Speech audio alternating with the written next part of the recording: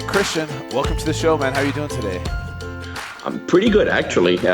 We just had like 5 days of like 40 degrees outside, so I was able to work on my tan. I was Okay. thinking to pale recently, but no, it's everything's fine. Right? Training is good. Of course, as I'm getting older, I need to change some things around, but it's great, man. It's great. That's good. And you're in Quebec? Yeah, exactly. The Okay. French-speaking Canada, which explains the charming accent. I love it up there. I've been to Montreal once, and it's a beautiful accent. Now, when you say 40 degrees, you mean 40 degrees Celsius, right? Exactly, yes. Okay. Yeah, because it's 40 Fahrenheit, it's cold, right? Exactly. So people here in the U.S. are like, man, that's freezing cold. But I guess maybe up in Canada that might be warm. But It is, yeah. really excited to have you on, man. I've heard a lot of good things about you from so many people. I've watched a lot of your videos. And so I'm really excited to dive into this. But I want to start off with some personal stuff with you, Mm-hmm. your story. I think you have an incredible story. You know, you're not just some dude with big muscles that knows his stuff. There's a lot more to you than that. So let's start from the beginning. Tell us, what it was like growing up. I think I heard that you had Asperger's and some other conditions, and your parents were both Psychologist. yeah, psychologists. So tell me how that was growing up that led you down this path of where you are today. Well, actually, that actually is a good introduction to my material, which is the neurotyping stuff, because I basically what I'm working on right now is utilizing someone's personality profile, psychological profile, to use the best possible training program for that person. But the reason why I designed that approach is that I have so many issues, man. I mean, I was that fat kid that had no friends. I was really weird when I was growing up, and maybe I was more mature for my age, but I had lots of social anxiety, didn't have any friends, very low self-esteem. Actually, I still do. I mean, I think that many of us in our field do have low self-esteem. That's why we were first attracted to training. But for me, it's really bad because it made me do some crazy stuff in the past. I mean, I binge eat. I once gained 25 pounds in 6 hours, and then I would just go do 4 hours of exercise to like bulimic attitude, but without being able to make myself throw up. I had once like a 42-inch waist, very, very big problems with food, mostly coming from self-esteem issues. So I was the poster child for emotional eating. It's funny because you see someone on the internet, right? And they look like, oh, dude, you're in great shape. You have an 8-pack, and you probably are lean all the time. Dude, I'm the worst at eating properly ever. Really? And I'm actually, when I give seminars, I gladly share all of my shortcomings, because I think that a lot of people, they look at a coach or they hire a personal trainer and they are very intimidated because they think, well, he's going to judge me because he obviously does everything perfectly, right? So when they know that my life has always been a struggle, whether it was with food, relationship with other people, just getting taken advantage of. I mean, I've done it all. I mean, I treat my wife poorly because I have problems making social connection. Like just really, really unhappy for most of my life. And even when I was like in my best shape ever, that's actually when I felt the most unhappy, because because honestly, when I was younger, okay, I was the not necessarily the fat kid, but the kid who's fat-ish. Like not obese, but not lean, not athletic, but I desperately needed to be admired for something physical. So I played in every possible sport, and I sucked at every one of them. That's why I got into training. So I know that, and I think that those self-esteem issues made me push harder today, but they are still a problem I'm fighting every day of my life. So that is basically what pushed me to training. And I honestly expected to be okay. Once I'm super lean and people admire me for my body, then I'm going to be so happy because, dude, it was the opposite, because I realized that, yes, okay, the girls I was hitting on when I was younger and fatter, well, now they were the ones approaching me. But you know what? It actually pissed me off, because it just made me realize that people in general are so superficial. And actually, it forced me to close up on myself even more. And I became even more reliant on my physical appearance to be happy. And it was a vicious cycle, because as soon as I would gain 1 pound, I would just go crazy and train for 5 hours. Then I would crash and my nervous system would break down. I remember one day I was training so much. I was driving home from the gym and I said, well, I just have to turn left and it's going to be all over, right? Because it was cars driving the other side. So, and now it took me many, many, many years until I can finally say today at 40 that I'm starting to be happy. So my life is more balanced. And I think that what I've been doing with the neurotyping, understanding why some people have certain type of behaviors. Why are you more naturally attracted to binge eating? Why are you so hard on yourself? Why do some people don't care what other people think of themselves, of them, and other people are very easily influenced by what other people think of them? Yeah. Now, and it's all because of your brain chemistry. Yeah. People have different dominant neurotransmitter. Either you respond really strongly to them, or you have a high level of them. Now, just for your viewers, neurotransmitters are basically the chemical messengers in your brain. It tells your brain what to feel, what to think, and how the brain functions. So if you have a low level of the neurotransmitters that fight anxiety, for example, well, anytime you're going to have a stress in your life, then you're just going to go, your mind's going to get racing, you're going to overthink, then you can't sleep at night because you're creating all these stories in your mind, and you become paranoid. So it really is a matter of the brain chemistry you have. Some people are naturally born with a chemistry that will allow them to face stress better. But just because you have those problems, first of all, to me, what was liberating was, well, okay, all those shortcomings you have. Yeah. All the things you've been hard on yourself for so many years. It's not because you fail as a human being. It's not because you're weird. It simply is how your brain works. Now you have to find a way to do the best you can with the brain chemistry you have, optimizing it, make the best choices to be able to use that brain chemistry to your best potential. Yeah, I think, I want to get into the neurotyping eventually, but the one word that comes to mind, Christian, when you tell me the story is relatability, and you being open to the viewers out there, and it's super relatable to so many people, because people might see your picture today at 40 and be like, wow, that guy's in shape. He must have been like that his whole life, and he must be so happy. When in reality, there's so much more that goes on behind the scenes, and it just makes you more relatable to your average person out there that struggles with similar things, especially growing up that way. My first question is, growing up with your two parents as psychologists, how did they try and help you in these situations? Because you think you'd have all the help you would need to overcome that self-esteem. Like, what was it like growing up with them, and how did they try and help you as a kid? Well, first of all, it's the principle of proximity, right? The closer someone is to you, the less likely you are to listen to them or them having an impact on your life. That's a good point. Just try training your wife, for example. That's going to be a treat, right? I remember I'm saying that because recently my wife and I prepared for a photo shoot and we were training together, and she would actually cry in the gym because we would get into an argument because she loves CrossFit, but I said, well, you need to train more for like muscle growth and anyway, so you had those fights, right? Or trying to teach your wife to play golf, that's even worse.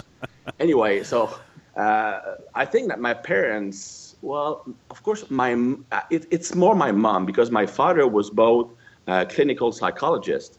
Well, actually, he was an industrial psychologist, so he was working with big companies, helping them in the hiring process, doing personality assessment, stuff like that. And he also was a college professor. So basically, he spent like 1 hour a day at home or something like that. So I didn't see my father that much growing up.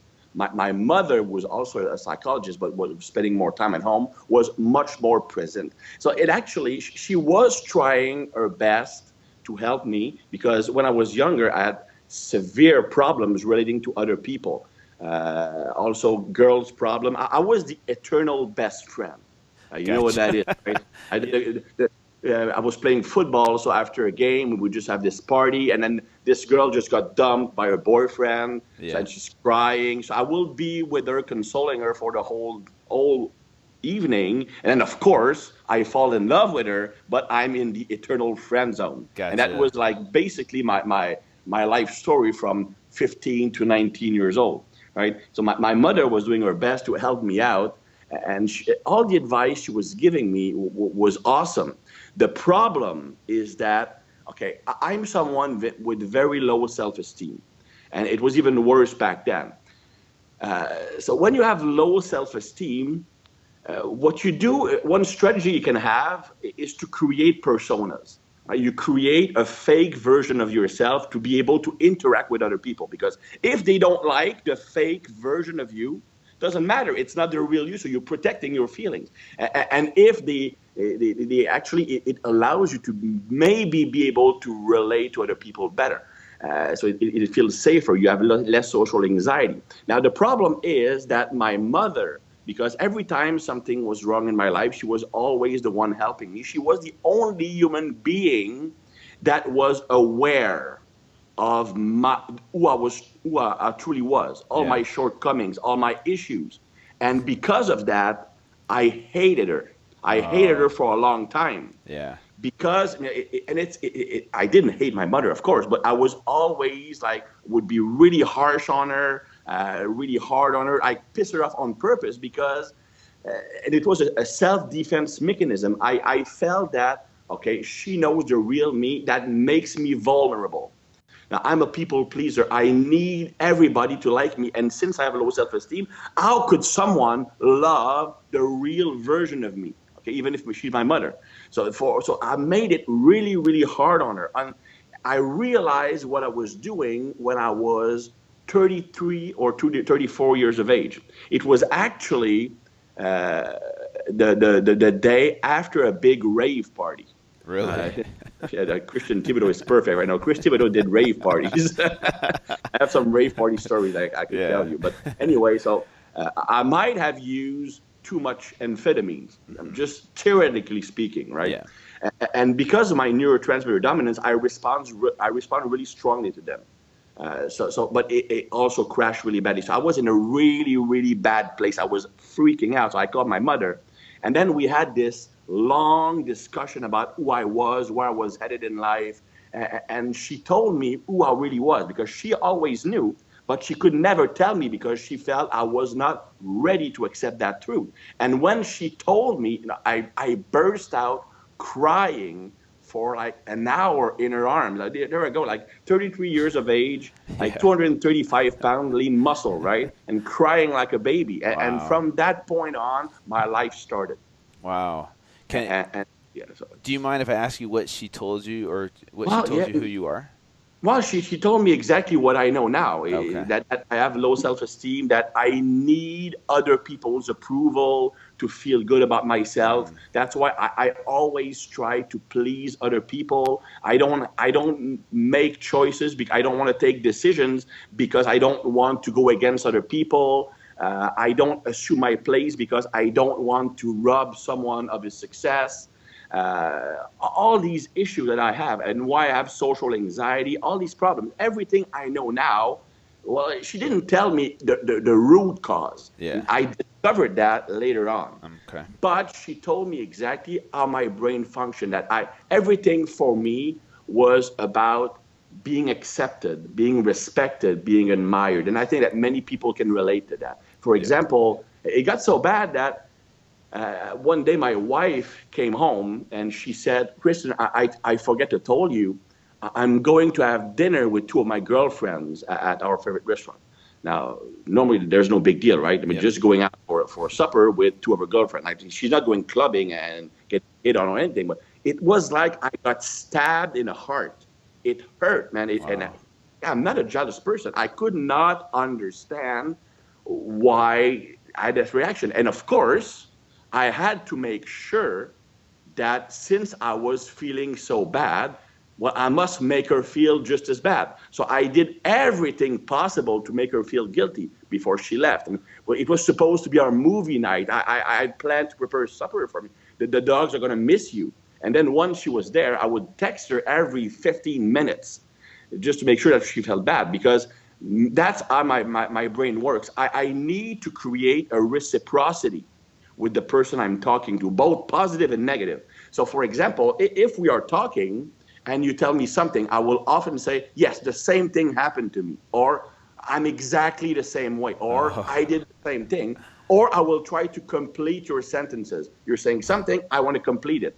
That's not because I'm impolite. It's a strategy to show you, hey, we are thinking the same way, we are alike, so you should like me. It's a strategy I used to be like. But the problem is that it works the other way too. If I feel bad, I want to make the other people around me feel bad subconsciously so that I can relate to them. And that's how fucked up my brain is. Wow.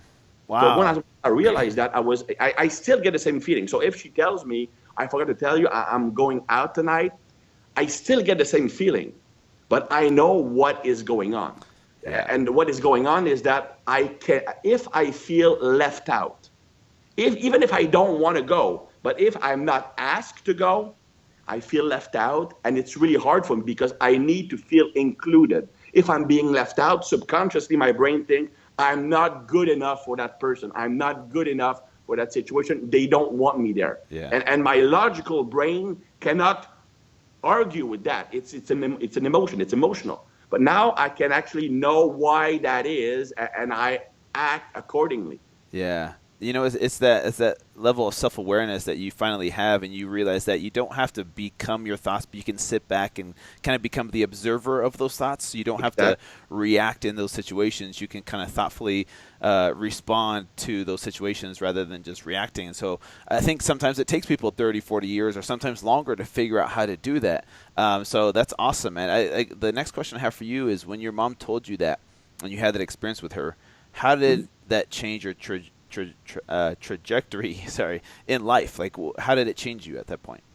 Well, I realized that my whole life had been set up in a way to gain the admiration of others instead of doing what I love and living my life for myself. So basically, I was the second role guy in someone else's movie. Gotcha. So I decided I will live my life to make myself happy and not to please other people. Now, I still, when I can, want to please other people because that's my nature. But I realize that I need to do things that make me happy. And I also realize that, you know what, having that awesome body that everybody admire, well, it does not give me what I need. And it puts a lot of pressure. Because if you're off by 2 or 3 pounds, and then I honestly, I would go out with my wife, and I would change clothes 10 times before select. I mean, I would have 10 black T-shirts that probably look exactly alike, but I would try all of them because I look too fat with this one. My arms don't look big with this one. The seam is not placed at the right place. My shoulders don't look as wide. My trap just Wow. it was really, really bad. And what I really changed, so having that great body, first of all, it got me some positive comments, but I'm a great people reader. I think that people who have low self-esteem are naturally great at reading non-verbal cues. Okay. And it's very simple to understand, okay? If you have a low self-esteem, automatically you need the approval of others to feel good about yourself. You need to feel respected, feeling like. But since you have low self-confidence, self-esteem, you will not trust compliments. In fact, you're uncomfortable with them. Yeah. So if someone tells you, hey, I really like you, or you have a great body, you actually don't believe it. If someone tells me, hey, Thib, you're in great shape, I will always answer, yeah, but I was much better 10 years ago. You should have seen that. Wow. Yeah. So if I cannot trust compliments, and I need to know that that person respects me, what is the only thing I can rely on? It's nonverbal, nonverbal cues, images, body language. So ever since I was a kid, I learned to read people. And what I noticed was that even when I had this awesome body, even the people who were telling me you're in great shape, the nonverbal did not show admiration, did not show respect. They did not like me more because I looked great.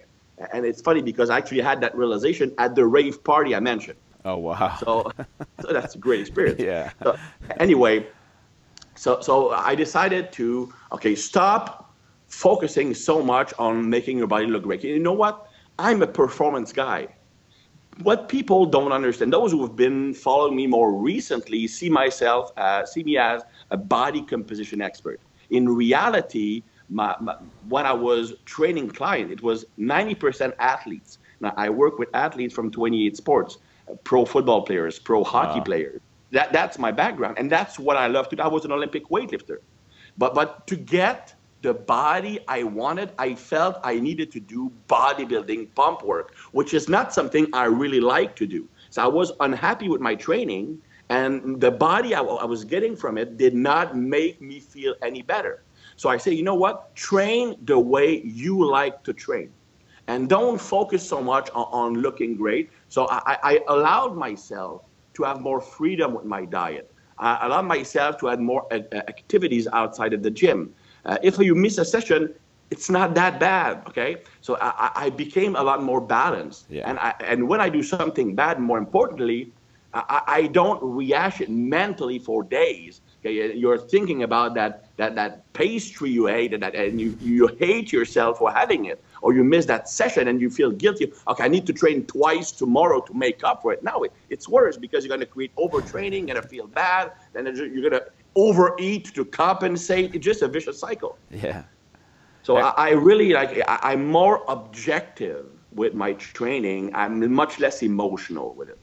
I think that's really important. You have some very good information and tips for people out there that are listening that go through this vicious cycle and they put themselves in it. And so it's good to hear, you having gone through it yourself, how to describe, how to get out of it for other people. So I think that's great advice. And I think you're doing something really revolutionary, Christian. Like, honestly, I want to dive into this deep and explain it as basic as possible to the people out there with neurotyping and training for your neurotype. So just like you said, you're, instead of forcing yourself to train a certain way that you hate, find what your personality profile is, and then from there you can kind of say, you can put people in certain categories, right? Yeah. To say, you, based on this, should be training like this. So maybe let's dive into that if that's okay with you. Yeah, of course. And it's not limited to training. It's funny because when I talk to people about neurotyping and when I teach other coaches, and of course I make myself available to answer their questions if they have any questions in the future with their clients or anything. And I actually get more questions about relationships than I do about training. Yeah. Okay, I'm a type 2A and I met this great guy, but he's a 1A. Can we get along together? Okay. It applies to everything. It applies to how do you, if you were a boss of a business, how do you deal with each type of employee? Because some people, if you push them hard, they're going to respond positively. Some other people, if you push them hard, they're going to crumble under pressure. Some people, if you ask them to do the same task over and over and over again, they feel great. Other people, they will shoot themselves. Some people need variation. Some people need structure and repetitiveness. So it really depends on your profile. So what neurotyping is, okay, I always say that I'm the least romantic person in the history of mankind. And you can ask my wife, she will confirm that. So it's I said that because I do not believe in emotions. Emotions are only chemical reactions in your brain. You have those chemical messengers. You can see them as mailmen. Okay, mailmen. So the mailman brings messages to various houses, and when you receive the message, well, you do something. If the message tells you, well, open the door, you will open the door. Well, that's how the brain works. The neurotransmitters are being sent to various regions in your brain, and when that arrives in the region of the brain, stuff happens. Emotions, feeling, or maybe motor potential, or memory forming. Anything that the brain does, it does because it receives the command from neurotransmitters. Now, neurotransmitters, just like anything else in your body, vary depending on the person. So let's say you have 5 dominant neurotransmitters. Well, those 5 dominant neurotransmitters will be present in various levels depending on the person.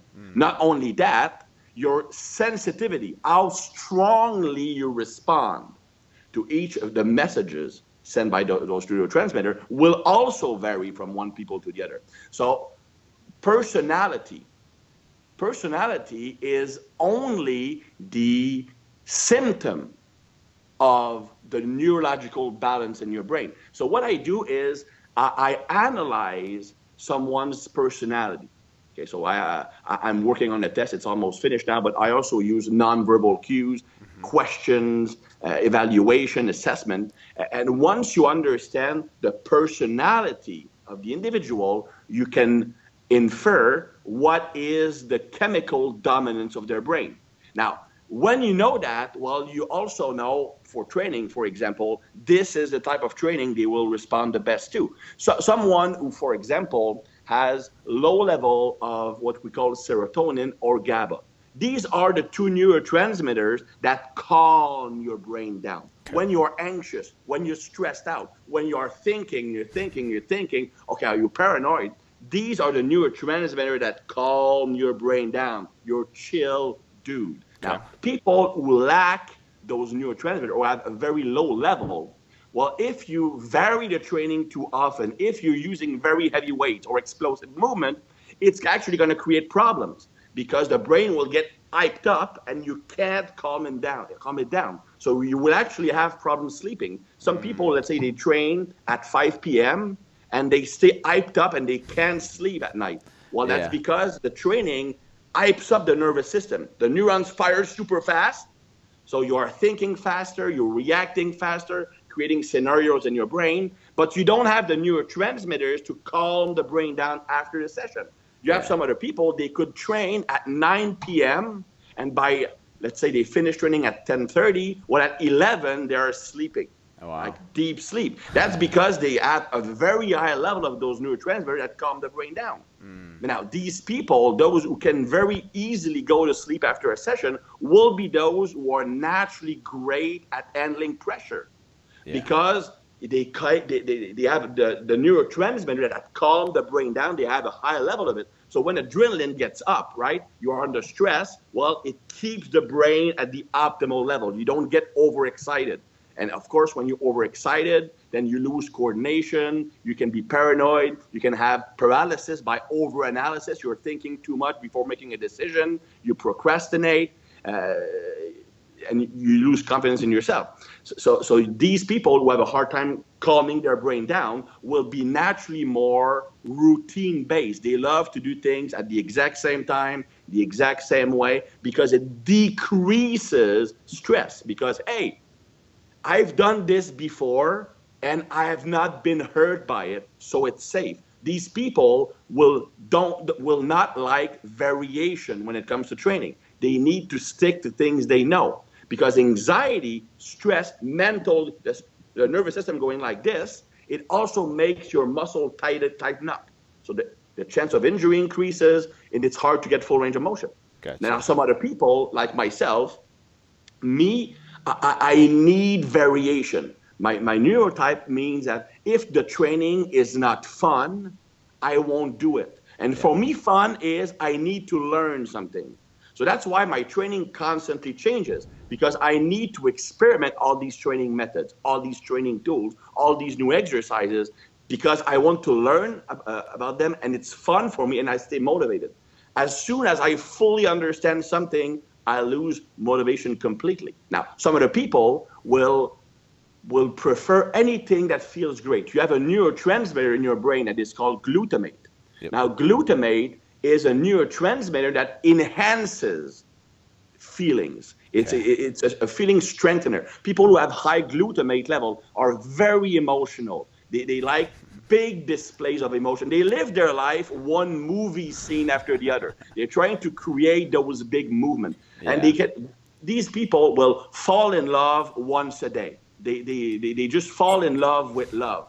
Anything that gives them a pleasurable sensation, they easily feel addicted to. Now, when it comes to food, it makes them a lot more likely to eat for pleasure and develop like binging habits because they become addicted to the pleasure they get. Now, training-wise, it also means that they need to get a great feeling from the workout, a great mind-muscle connection, feeling they are accomplishing something, feeling the lactic acid. Whereas someone who's more what I call a type 1A. Type 1A, okay, if you want an easy way to understand the type 1A, I'm going to give you an example, Donald Trump. Okay. Donald Trump is a 1A plus plus plus. Okay. Yeah. He needs to be the leader. He will do anything to win. He's extremely vocal. He's extremely dominant. He has no empathy, and they cannot relate to other people. They are extremely competitive, very high level of self-confidence. Now, of course, Donald Trump has also narcissistic personality trait on top of that 1A personality. But these people are dopamine dominant. Everything is a competition to them. And we know people like that. They love to get into an argument just to have the opportunity to win the argument. You will be of the same opinion as they are. They will still argue with you, trying to convince you, right? Wow. Now, these people, if you give them that training, well, you need to feel the muscle, squeeze. They're going to throw a 25-pound plate up your head. They need a training that is more performance-based. Yeah. They need to see progress. They are very impatient. So these are the guys who, okay, you give them a program, and before you know it, well, they're testing their 1RM on a bench press. I mean, you're supposed to do like 4 sets of 12, and you're testing your 1RM. Well, that's a 1A. They need that intensity. Yeah. So these are just broad examples, broad strokes on how, and of course, it also relates to how much volume you can tolerate, how often you can train. Like someone, for example, when I talked earlier about GABA and serotonin, the neurotransmitter that calm the brain down. Yeah. Well, the people who have very little of these neurotransmitters cannot train heavy often.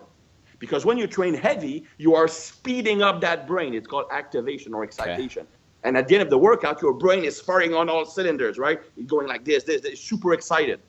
But if it stays activated like that, well, you create fatigue in the nervous system. So you can actually become run down the next day, feeling like you just had a hangover. It can also increase cortisol production. Cortisol is, of course, a stress hormone that makes it hard to gain muscle, easier to gain fat and retain water. So the faster you can calm your brain down after your workout, the more often you can train heavy because the brain recovers more rapidly. So people with a high level of serotonin or GABA can train heavy very often, whereas those people who are extremely anxious, extremely nervous, after one heavy session, then they might have like 2 or 3 days where they're going to feel like crap, and might be 5 days until they can perform at a high level. So you need to go with easier workouts, maybe emphasizing more volume, more time under tension, rather than heavy lifting. So Gotcha. This is broad strokes, of course, because it's like a 12-hour seminar. Yeah, exactly. We could talk about this for days, obviously. My question is, let's say you take someone that's in one of these categories, and this is their type of training that's best for them. But let's say that person wants to become a bodybuilder or something outside of their training zone. How do you help them reach their goals while still making them feel satisfied with their training? Does that make sense? It does, and it's one question I really often get. Yeah. Okay? Because if you want to be a bodybuilder, well, you of course need to build a lot of muscle tissue, which also means you're going to have to do some volume. Yep. I love heavy lifting. I love explosive lifting. I've been either training for football, Olympic weightlifting, or powerlifting most of my life. I also did bodybuilding. Yeah. And the fact of the matter is that typical high performance work, like low reps, heavyweight, explosive work, jumping, sprinting, can build very good bodies. It can get you lean, it can get you fairly muscular, athletic body, but it will not give you that hypertrophied look, that look of bulging muscle, unless you are a genetic freak. You're born to have those big round muscles. Most people, to get that bodybuilding look, they will need volume, they will need time under tension, sets lasting in the 30 to 60 seconds range. Yep. And if you give that to a 1A, they might lose interest. Yeah. So there's like a fine line. So even let's say I'm working with someone who's neurologically designed for lower rep, heavier work, then what I do is they want to do bodybuilding, for example, and I want to increase time under tension. What I do is I still keep the reps fairly low-ish, like 6 reps per set, maybe 8 in some case, but I will slow the reps down, very slow eccentric. Oh, okay. They still have the feeling of a low reps, but they get the time under tension from the slower execution of the exercises. That's for a 1A. The 1A is not naturally explosive. It's very strong, but not necessarily explosive. If, for example, you are a type 3, the type 3 is built more for endurance. They are the more anxious people, the overthinker. They overanalyze everything. These are the clients that you tell them to squat, you explain exactly how to squat, you give them a great tutorial on squatting, you give them every cues you can think of, and they're still going to ask 20 questions. Yeah. You've seen that, right? Yep. So you give them a diet, and the diet is like very precise. You have a salad made of Roman lettuce, like half a cup of this, half a cup of that, and they're still going to have like 5 questions. And it's not because they don't trust you. It's not because they feel the need to control everything. It's because they have a higher level of anxiety, and they need to know every single detail to feel safe and confident. Gotcha. So that's why they're asking all of these questions. Now, if you take that person who's more naturally built for endurance and you give them, and they want to be a powerlifter, well, you can't have them train like a typical powerlifter doing sets of 3 with 90% of the 1RM very frequently. Yeah. If they are to be a powerlifter, well, a very heavy session will have a very large impact on their recovery for a long time. So they need to emphasize what I call strength skill, like training in the 82% range, but doing many sets of 3 reps, focusing on technique and doing each movement very frequently. So there is a way for each neurotype to train for any goal. Gotcha. Okay. But it's a matter of utilizing that material and designing the workouts accordingly. So where does someone get started with this? So you say you're creating a test, which isn't completed yet, but in the meantime, where would they go to get a personality test done? And then from there, how do they access you and your information to find out, okay, this is my personality type, this is the type of training I should be doing? Well, on my website, thibarmy.com, I have several videos explaining how each neurotype is. Okay. So I give a very, very precise description of each neurotype. So, of course, most people will recognize themselves mostly in one type. You still have people who have elements of 2 types. That happens. Okay. And that is explainable. But so once you understand which type you are, then on my website, I also have information about the training programs. For example, depending on your type, what kind of cardio should you do when you're trying to lose fat, for example? Gotcha. What kind of diet should you do? Okay. And of course, I'm teaching many seminars about neurotyping, so many coaches are following the certification, so they know how to apply the system. Now, the test is actually completed. I've completed the test itself, but now it's a matter of turning it into a computerized version. So you have, so the test is corrected, and you automatically have your recommendation once you have completed that test. It will not give like a precise program, but what it will say, well, you should train mostly like this, and give you general recommendation on what kind of training you should be doing. Gotcha. I have one more question that got brought up because you mentioned nutrition. Now, this is interesting to me because I haven't thought about, based on someone's neurotype, what kind of diet or lifestyle would be maintainable or sustainable for them. Can you talk about that briefly, what you found works best for people? Well, and what you mentioned is actually the key thing. It's sustainable. Yep. No, it's to me. Okay, well, that's why most diets fail, right? Yeah. Because most people, and I was like that myself. Put yourself in my brain for a moment. I mean, that's a really messy place. That's going to help you. So I'm very low self-esteem. Let's go like 10 years back. Very low self-esteem. I'm utilizing my body as a way to feel good about myself and get the respect, admiration I need to feel accomplished as a human being. So to me, at that point in my life, having a great body was everything, because my well-being as a human was derived solely from that. Turned out it didn't work well. But at that point, so I was willing to do anything to look good.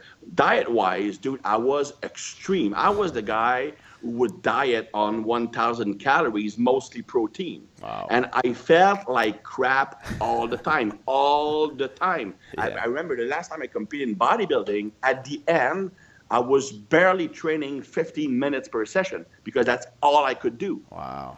I just survived through the workout.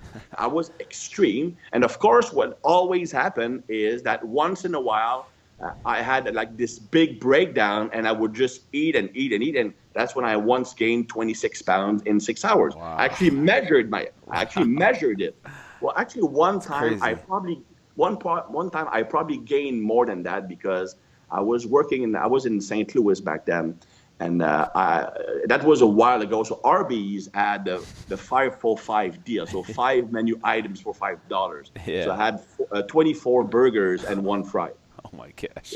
Yeah. Wow, man, That's crazy. It's pretty bad. I remember that at the same time I was training Joe Buck, the TV sportscaster. Yeah. Okay, training Joe, and he gave me his tickets, his season tickets for the Cards. Okay. Because he was doing the commentating for the game, so he didn't use the seat, but it was like in the luxury session, so all you can eat. Wow. And I'm not talking about like just burgers and fries. It's like anything you want, right? Wow. So I'm just like piling on the food, and I'm just putting that beneath my seat when I finish. I started like with like 5 burgers, fries, and just for 9 innings, just eating and eating and eating. Yeah. And then Joe's wife comes down because Joe wants me in the booth so that I can see the game from the booth. And she's looking under my seat, and she's looking at me. She said, "Okay, and you are the one writing my diet." Wow. What she doesn't know is that Yeah. after the game, when I was driving home, I stopped by a 7-Eleven and I bought some pastries and cookies. Dude, I was bad. I was really bad. And that was all because I was extreme with my dieting. Yeah. I deprived myself so much that the chemicals in your brain, like leptin, or ghrelin, that these 2 hormones tell you, well, dude, you have a problem. I need some food. You will never beat your hormones. Yeah. You will always win. Wow. You can fight them off for a long time. But Yeah. so that's why these episodes happen. These episodes never happen to me anymore. It's been 5 years because I'm more balanced. I found a way of eating that fits my personality, and it doesn't feel like I'm depriving myself. Gotcha. So I think that each neurotype does have not only the best composition of the diet, but also the best style of dieting. Gotcha. So, for example, you have the type 1A and 1B. The 1A and 1Bs, just to give you a very quick frame of reference, are not only the extremely competitive individuals, they are the more confident, higher self-esteem people. Yeah. They normally make the best athletes. The 1Bs are the naturally skilled athletes. The 1A are the physical presence, or the people who do lots of trash talking. Or they don't have the greatest skill, but they will just overpower you. Yeah. Now, these people, they are naturally very impatient. So they want results right now. So for them, doing like a very slow, gradual, bland eating diet doesn't work. They like to eat for pleasure. Yeah. They can be very intense, but not for a long time. So for these people, and because they have a very high tolerance for stress, they don't lose as much muscle or have as much drawback when you severely restrict calories. So these people can actually handle a pretty large caloric deficit, but they should diet for fat loss, for only 3 or 4 weeks. Yeah. Then they would go for 2 weeks maintenance, just regular eating, then another blitz. Yeah. Because more than that, they just get bored. They cannot stay with the plan. Me, I'm somewhat similar to that in that it's not impatience, it's I need to see variation. Now, I need to get excited. Something feels new. So for a while, I was doing the keto diet, right? And for 4 weeks, it felt awesome. It felt great because it was brand new. Every day I was reading 2 or 3 keto articles. I would go to keto forums. I would read a book. But as soon as I understood the system, after 5 weeks, it started to piss me off to be on the diet. And I had good results. It was not a matter of result, but it was not sustainable because I was sick and tired of eating that. I need variety. The type 2As like I am, they need variety. The problem is that I'm very picky when it comes to eating. And I don't like a lot of food. So having variety in my diet on a keto diet is really hard. Because there was all these cool keto recipes, I can't make them because of my mental problems. If one food touches another food, I cannot eat it. Gotcha. Even like if a fry has touched like the gravy, I won't be able to eat that single fry. That's how messed up I am, right? That's crazy. So I can't live keto because I don't have all these cool recipes to give me variation. So after 5 weeks, I needed to do something different. So that's why I found the best diet approach for me is more of a cyclical diet, meaning that I have like 5 days a week where I eat fairly normally. I have 3 days higher carbs, 2 days lower carbs, and I do fasting, complete fasting 2 days a week. Wow. So that's how I'm eating right now. And it feels great because I have variation within the week. Now, you have some other people, like the type 3 I mentioned earlier, very routine based. They love to do the same thing over and over and over again. Once it's in their routine, they have no problem doing it. Yeah. These are the people who can do a diet, a fat loss diet for 20 weeks, eating the same exact thing, and they won't stress about it. And not only that, since they have a higher level of stress, level of anxiety, they cannot handle a large caloric restriction. It will actually create cortisol release, which will decrease muscle mass and can potentially increase fat gain. So they need a smaller deficit, but for a longer period of time. Now, also depending on the type, the better you tolerate stress, the less carbs you need. The harder time you have with dealing with anxiety and stress, the more carbs you need. Interesting. First, because carbohydrates are needed to transform tryptophan into serotonin, which is one of the neurotransmitters that calm your brain down. Yeah. And also because carbohydrates decrease cortisol production. Gotcha. So if you have a high level of stress, you are constantly pumping out cortisol, which decrease muscle mass and can make it harder to lose fat over the long run. Okay. Yeah. Does that make sense why it would make sense to have carbohydrates at nighttime with what you were explaining about the tryptophan and, serotonin levels that calm the brain down at nighttime? Okay. Absolutely. People who live a stressful lifestyle, let's say you have a stressful job and you come home and you have a really hard time sleeping because you're overthinking, you can switch your brain on off. Having more carbs in the evening rather than during the day would be a way to do things, yes. Gotcha. Oh, man, like I said, there's so many questions here for you, Christian. This is great information, like seriously great information, and I want to dive into it more. We might have to have you back on in the future. Yeah. But before we go, our 2 questions. One is when you go to France, or if you go to France, how's your French accent versus Canadian French accent? Dude, that's the hardest part. Last time I was in Paris. Yeah. I went to Paris airport, and I asked the desk clerk, and I asked them, pouvez-vous me dire où est le train? Could you tell me where is the train? Yeah. And she answered to me in English. She did. Like I couldn't speak French properly. It's actually harder for me to present in French. I was in Switzerland 2 weeks ago, and it's harder for me to present in Switzerland or France than it is to speak in English because the terminology is not the same, the jokes are not the same.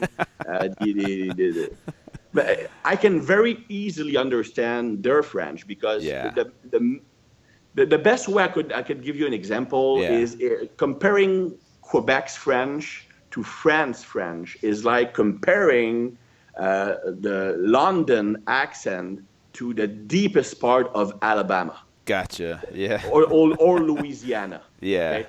It's not because if you take like the New York accent or the Chicago accent or the Boston accent, well, Boston is different, but it's still easy to understand for a guy from the UK. Yeah. But if the guy from the UK goes to the deepest part of New Orleans, he's gonna have a hard time understanding everything. Well, gotcha. It's the same thing for when I go to Switzerland or French. If I speak the way I normally speak, they probably won't understand everything. Yeah, that's interesting. No, I just had to ask because I've had a lot of other French Canadian friends, and I asked them the same thing. Where can people find you online, Christian? Your websites, social media handles, all that stuff. Well, I have, of course, my own website is thibarmy.com, which is also the handle on Instagram. On Facebook, it's Christian Thibedeau of Thib Army in one sentence. I also still have articles on tnation.com, which I've been writing articles for 18 years, or 18 or 19 years, something like that. Yeah. It's pretty much reach me. Yeah. Well, we'll put all those in the show notes. But before you go, I just want to say thank you, Christian, for what you do, man. Really appreciate, man. You're definitely a positive force in this industry, and it's good to have people like you with your story and relatability and vulnerability as well out there in this industry. So thank you for what you do, man. Thanks for coming on. Well, thanks for the opportunity, because the more podcasts, especially when you have a good reach like you have, Yeah. I've been trying to, because I've been categorized as this bodybuilding guy. It's really not who I am. Yeah. So it gives me a great opportunity to set the pendulum straight and show the real version of me. And it actually helps people. And you know what? This guy is a normal person. And I think I know exactly what I'm talking about, because you actually lived that experience yourself. Yeah. Is that when you understand how it feels to have problems, it's much easier to help other people out. Yeah. If you are like, you were always gifted, you never had any issues, any problems, how can you help someone who has problems? You don't know how they feel. Yeah. Have you ever been to the gym while being out of shape and feeling really bad to be there, and you don't want to? Try training when you feel super self-conscious because you're out of shape. If you have not lived it, I had a heart attack a few years back. Oh, wow. And they diagnosed kidney issue. It's a stupid thing. I was getting into CrossFit at the time. Oh, gotcha. Because my wife does CrossFit. Yeah. So I was squatting every day, doing Olympic lift and all that stuff, and I was like losing blood in my stools. Wow. And because I'm stupid, I didn't go to the ER. It happened to me in the past, so I figured, well, it will stop, but it stayed for 4 months.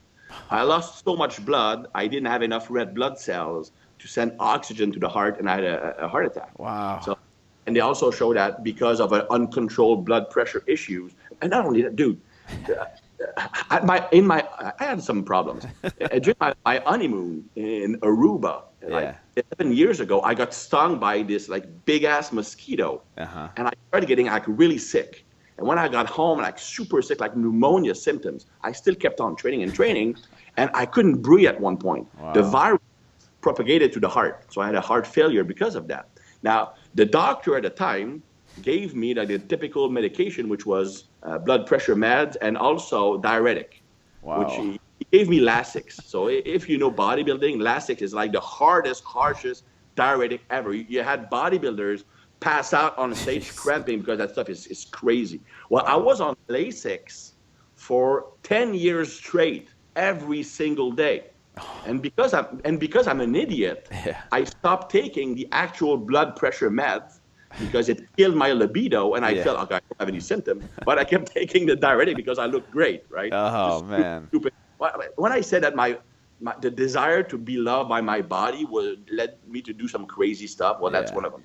So, a recent study has shown that Lasix is one of the worst thing to create kidney damage. Really? So for 10 years, I was on Lasix every day, and I was not taking my blood pressure med, and I was too heavy. Wow. So anyway, so I had kidney issues. For staying out of the hospital, I stopped training for about 4 months because of my heart condition and kidney. And when I started back, I basically ate no protein, super cautious. So I lost like at least 30 pounds of muscle and got fat. But for me, it was like super hard because I'm supposed to be like this great training expert. And I look like someone who has never lifted in his life. But tell you, I felt, and you felt that yourself, I felt what it is to be felt not at your place, and you don't want to be in the gym today. Yeah. But you can overcome that. You can overcome that. And that's the power of empathy. And I think, this industry definitely needs that empathy because without empathy, it's really hard to know where people are coming from and connect with them on that level. And it's that relatability factor like I talked about in the beginning with you. Your story is very relatable. And if someone can't relate to you, it's hard for them to listen to what you have to say. Even if you're the smartest person in the world with all the answers, if they don't feel like you have some kind of chemistry or connection, they're not going to listen to you. So that's why I love this quote. It says, nobody cares how much you know until they know how much you care first. And so if they know that you care about them first, they're more willing to listen to what you have to say. And so I think that's really important in this industry. So I think you're a great example of that, Christian. So thank you, man. Your story is incredible, man. I hope to meet you in person one day. So I'm going to have to look up to see when your seminars around Salt Lake City, Utah sometime and check it out. But really appreciate you coming on, Christian, and I'll be in touch, man. Excellent, man. Thanks for having me. Good talking to you.